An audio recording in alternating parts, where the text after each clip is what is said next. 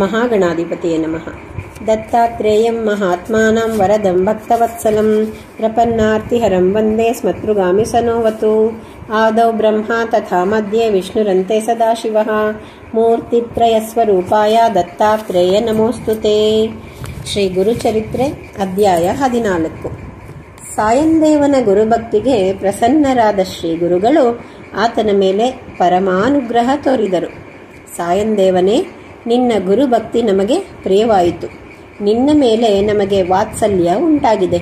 ನೀನು ತೋರುತ್ತಿರುವ ಈ ಗುರುಭಕ್ತಿಯಿಂದಾಗಿ ನಿನ್ನ ವಂಶಜರು ವಂಶ ಪಾರಂಪರ್ಯವಾಗಿ ನಮ್ಮ ಭಕ್ತರಾಗಿ ವರ್ತಿಸುವಿರಿ. ನೀನು ಕೃತಾರ್ಥನಾದೆ ಎಂದು ಆಶೀರ್ವದಿಸಿದರು.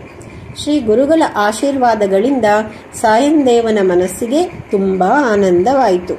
ಆತನು, ಹೇ ಗುರುದೇವ, ತ್ರಿಮೂರ್ತಿ ಸ್ವರೂಪವಾದ ನಿಮ್ಮನ್ನು ಮನುಷ್ಯ ರೂಪದಲ್ಲಿ ಕಾಣುತ್ತಿದ್ದೇವೆ. ತಮ್ಮಲ್ಲಿ ಒಂದು ಪ್ರಾರ್ಥನೆ ಇದೆ. ಪ್ರದೇಶದ ಮುಸಲ್ಮಾನ ದೊರೆಯು ದುರಾಚಾರಿಯೂ ಕ್ರೂರಿಯೂ ಆಗಿದ್ದಾನೆ. ಪ್ರತಿ ವರ್ಷವೂ ಒಬ್ಬೊಬ್ಬ ಬ್ರಾಹ್ಮಣರನ್ನು ಕೊಳ್ಳಿಸುತ್ತಿದ್ದಾನೆ. ಈ ಸಲದ ಸರದಿ ನನ್ನದ್ದು. ನಾಳೆಯೇ ಆ ದುರ್ದಿನ ಒದಗಿದೆ. ಗತ್ಯಂತರವಿಲ್ಲ. ನೀವೇ ನನ್ನನ್ನು ಸಲಹಬೇಕು ಎಂದನು.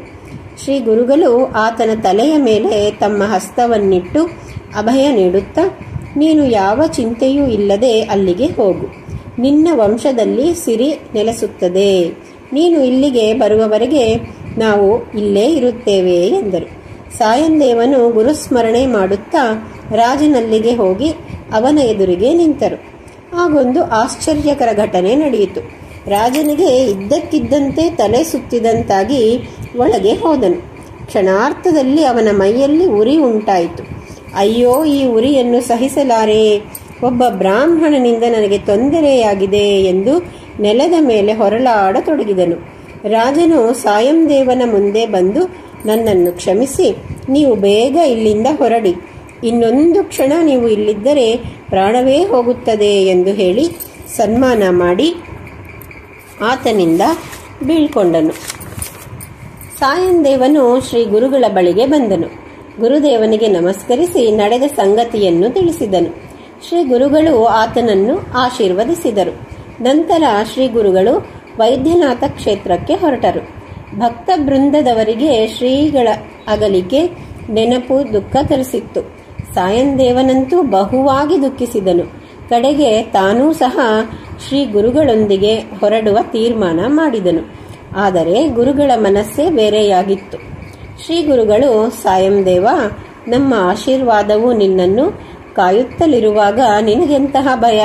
ನಾವೀಗ ದಕ್ಷಿಣ ದಿಕ್ಕಿನತ್ತ ಹೊರಡಿದ್ದೇವೆ.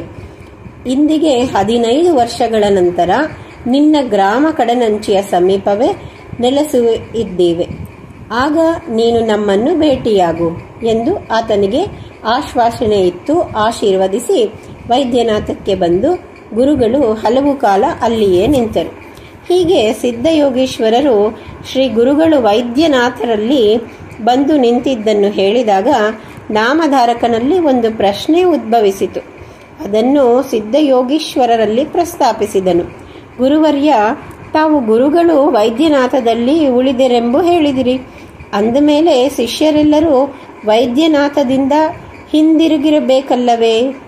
ಆ ಬಗ್ಗೆ ದಯಮಾಡಿ ಹೇಳಿರಿ ಎಂದು ಪ್ರಶ್ನಿಸಿದರೆಂಬಲ್ಲಿಗೆ ಸಾಯಂದೇವನಿಗೆ ಅನುಗ್ರಹವೆಂಬ ಶ್ರೀ ಗುರುಚರಿತ್ರೆಯ 14ನೇ ಅಧ್ಯಾಯವು ಸಂಪೂರ್ಣವಾಯಿತು. ಜೈ ಗುರುದತ್ತ.